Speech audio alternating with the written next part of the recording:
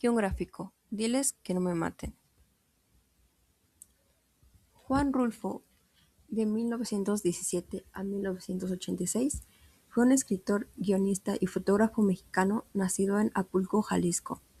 Él es considerado uno de los pilares de la literatura hispanoamericana del siglo XX, marcado por la violencia de la Revolución Cristera y la temprana orfandad tras el asesinato de su padre. Rulfo traslada la desolación, el misticismo y la crudeza del campo mexicano a su obra. Esta temprana orfandad lo obligó a ingresar a un internado en Guadalajara, lugar que él mismo describe como un sitio de reclusión y de tremenda soledad.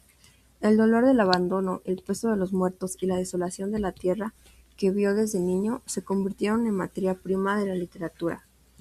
Rulfo toma el paisaje árido, que no es solamente algo geográfico, es un estado mental de sus personajes. A pesar de tener una producción literaria brevísima, que está compuesta esencialmente por el cuento El llano en llamas y la novela Pedro Páramo, transformó para siempre la literatura en español. El título del texto a analizar es Diles que no me maten. Su año de publicación es en 1951 en la revista América, pero es integrado en 1953 al libro de cuentos El llano en llamas. Su corriente estética es el realismo mágico y la evolución de la novela de la Revolución, ya que Rulfo se aleja del costumbrismo básico para retratar un universo crudo, fantasmal y atemporal, donde la muerte y la culpa dialogan constantemente.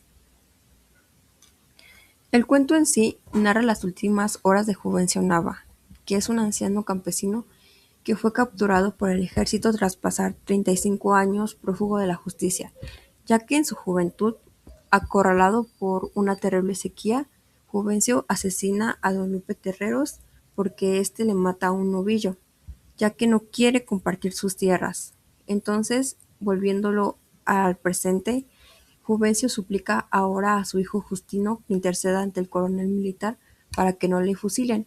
Pero lo interesante es que en el clímax se revela la ironía de la vida, ya que el coronel quien ordena su ejecución es el hijo huérfano de don Lupe Terreros, quien ha regresado décadas más para cobrar en cuenta la sangre derramada.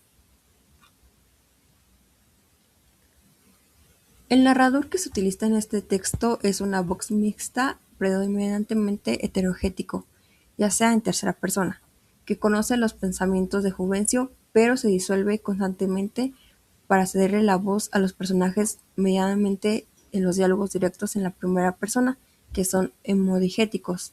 El tiempo verbal principal es el pasado. La temporalidad de la trama es una temporalidad mixta con profundas analepsis. La trama arranca en media res en el presente, con Juvencio amarrado suplicando por su vida y también suplicándole a su hijo que interceda, pero también da un salto al pasado para revivir el asesinato de don Lupe Terreros y la terrible sequía, las décadas de persecución y después regresar al presente lineal para ver su fusilamiento. El espacio que se utiliza es la diégesis que ocurre en la geografía rural e inhóspita del occidente mexicano: el potrero, la puerta de piedra, el árido escondite del palo de venado, los espacios polvorientos que reflejan la sequedad interna y espiritual de los personajes. El nivel de la historia es una narrativa intradigética, es decir, los hechos ocurren dentro del nivel primario del mundo ficcional. Los diálogos y los recuerdos no construyen una historia independiente, es metadigética en este caso, sino que se aclaran las motivaciones del mismo plano en la realidad. Ahora, está el modelo actancial de Greimas. Yo tuve la decisión de hacer dos como ejes. El primero es el Juvencio, que es el señor viejito que lo van a fusilar. El sujeto pues es Juvencio Nava, el mismo personaje. El objeto es conservar la vida. El destinador es el instinto de perseverar su vida. El destinatario es el mismo Juvencio. El ayudante es su hijo Justino y el oponente es el coronel, pero a la vez también el tiempo, ya que siempre se la pasa escapando y escondiéndose en sí hasta que es capturado para ejecutarlo. Ahora, en el eje del coronel, el sujeto es el mismo coronel. El objeto es la constante venganza y la orfandad que siente. El destinador es la memoria de su padre. El destinatario es el fantasma de Don Terreros y los ayudantes podrían verse como los soldados armados o las armas y el oponente son las súplicas de Juvencio ya en sus últimos minutos de vida. Para concluir, quiero decir que Juan Rulfo regaló una visión nueva para esta época en Latinoamérica. Relató la vida tanto con su lente como su pluma.